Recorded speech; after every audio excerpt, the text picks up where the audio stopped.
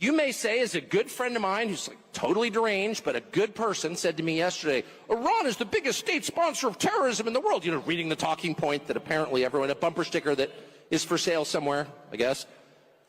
And I'm like, okay, I don't even know what that means exactly, but how many Americans have been killed by Shia terrorism in my lifetime, which is 56 years?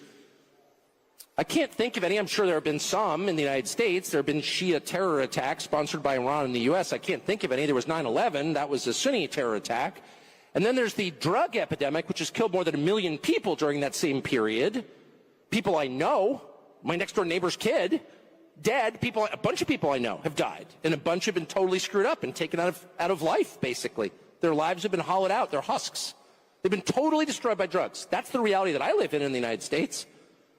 So you're telling me Iran is a bigger threat than the people peddling this garbage? I don't think so. Not where I live, it's not. Oh, shut up. And the person literally said, you know, we're going to have to agree to disagree. Disagree with what? What are you even talking about? But at least he gave me an answer. He didn't say, oh, you hate so-and-so. He didn't go immediately to motive. Okay, so this is always the tell. This is when you know you're dealing with someone who has zero interest in getting to the truth of the question and instead is trying to make you be quiet in order to roll over you and make you obey. And the tell is when they go immediately to motive. Well, you just hate some group, or you're taking money from some other group. And neither one happens to be true in my case, but I always feel like saying, well, okay, what if I am getting paid? Or what if I have some kind of creepy bigotry? Which I don't, because I think it's immoral. God created individuals. Each one knows the hairs on your head. Each person has a soul. No person is seen by God as a member of a group.